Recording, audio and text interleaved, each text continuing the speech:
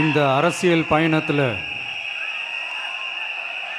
மிக மிக மிக முக்கியமான ஒரு காலகட்டத்தில் நாம் இருக்கிறோம். நான் ஏன் இதை இவ்வளோ அழுத்தமாக சொல்கிறேன் அப்படின்னா,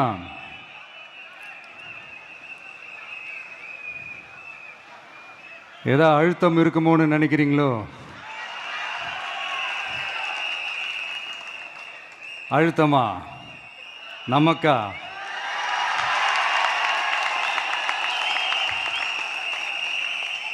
இந்த அழுத்தத்துக்கெல்லாம் அடங்கி போற ஆளா இந்த ஆளு?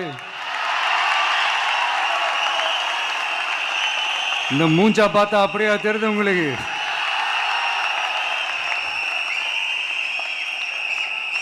அதனால அப்படியெல்லாம் நடக்காது.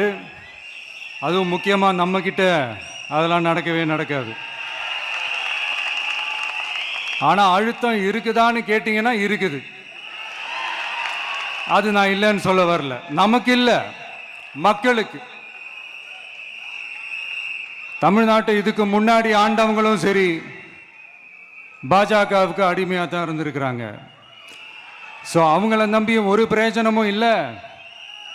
இப்போ ஆண்டுகிட்டு இருக்கிற இந்த திமுக அரசாச்சும் நமக்கு ஏதாவது செய்வாங்கன்னு பார்த்தா இவங்களும் அவங்கள மாதிரியே தான். இன்னும் சொல்ல போனால் ஒரு படி மேலே, இன்னும் மோசம். அவங்களாச்சும் நேரடியாக சரண்டர் ஆகி இருப்பாங்க, இவங்க மறைமுகமாக சரண்டர் ஆகி இருக்கிறாங்க. அவ்வளோதான் வித்தியாசம்.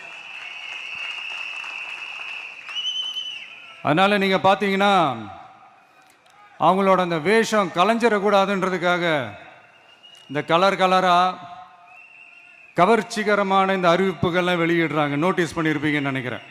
இவங்க எல்லாரும் இப்படியே இருக்கிறாங்களே, நமக்காக உண்மையாக உழைக்கிறதுக்கு யாராச்சும் வந்துட மாட்டாங்களா அப்படின்னு மக்கள் ஒரு விதமான அதை வெளியில் சொல்ல முடியாத ஒரு அழுத்தத்தில் இருக்கிற நேரம் இது.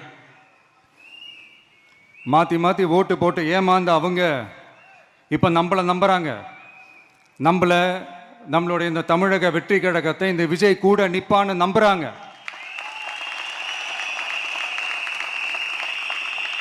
நம்மளை நம்புறவங்களுக்காக நாம நம்பிக்கையோடு இருக்கணும்ல.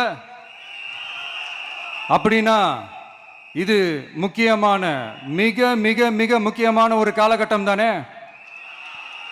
அதனால தான் அவ்வளோ அழுத்தமாக நான் சொன்னேன்.